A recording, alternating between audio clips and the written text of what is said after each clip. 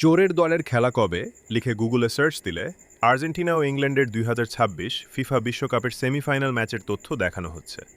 বিষয়টি সামাজিক যোগাযোগ মাধ্যমে ব্যাপক আলোচনার সৃষ্টি করেছে। অনেক ব্যবহারকারী সার্চ ফলাফলের স্ক্রিনশট শেয়ার করে নানা মন্তব্য করছেন।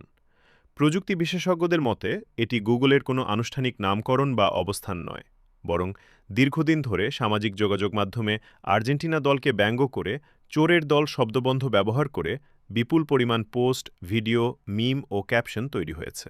ফলে গুগলের সার্চ অ্যালগোরিদম ওই কিওয়ার্ডের সঙ্গে আর্জেন্টিনা ইংল্যান্ড ম্যাচের সম্পর্ক তৈরি করে সংশ্লিষ্ট ফলাফল দেখাচ্ছে। অবশ্য এমন আলোচনার পেছনে রয়েছে ফুটবল ইতিহাসের অন্যতম বিতর্কিত ম্যাচ।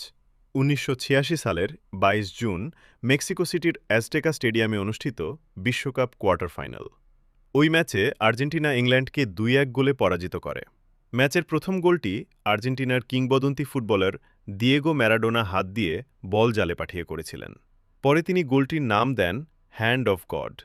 রেফারির চোখ এড়িয়ে করা ওই গোলটি বৈধ হিসেবে গণ্য হওয়ায় বিশ্বজুড়ে তীব্র বিতর্কের সৃষ্টি হয়। তবে একই ম্যাচে ম্যারাডোনা প্রায় অর্ধেক মাঠ একাই ড্রিবল করে আরেকটি অসাধারণ গোল করেন, যা পরবর্তীতে গোল অব দ্য সেঞ্চুরি নামে পরিচিতি লাভ করে। ফুটবল প্রেমীদের একাংশের মতে ১৯৮৬ সালের সেই বিতর্কিত গোলের স্মৃতি থেকেই প্রতিপক্ষ সমর্থকদের কেউ কেউ আর্জেন্টিনাকে ব্যঙ্গ করে চোরের দলসহ বিভিন্ন নামে উল্লেখ করে থাকেন।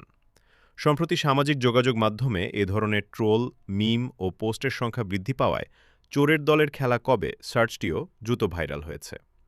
বিশেষজ্ঞরা বলছেন, গুগলের সার্চ ফলাফল মূলত ব্যবহারকারীদের অনুসন্ধান প্রবণতা, জনপ্রিয় কিওয়ার্ড এবং অনলাইন কন্টেন্টের সঙ্গে সম্পর্কের ভিত্তিতে প্রদর্শিত হয়। তাই কোনো সার্চ ফলাফলে একটি দল বা বিষয় উঠে আসা মানেই গুগলের পক্ষ থেকে সেই দল সম্পর্কে আনুষ্ঠানিক মন্তব্য বা অবস্থান নয়। এটি কেবলমাত্র কিওয়ার্ড ভিত্তিক গুগলের অ্যালগরিদমের সার্চ রেজাল্ট। ধন্যবাদ সবাইকে।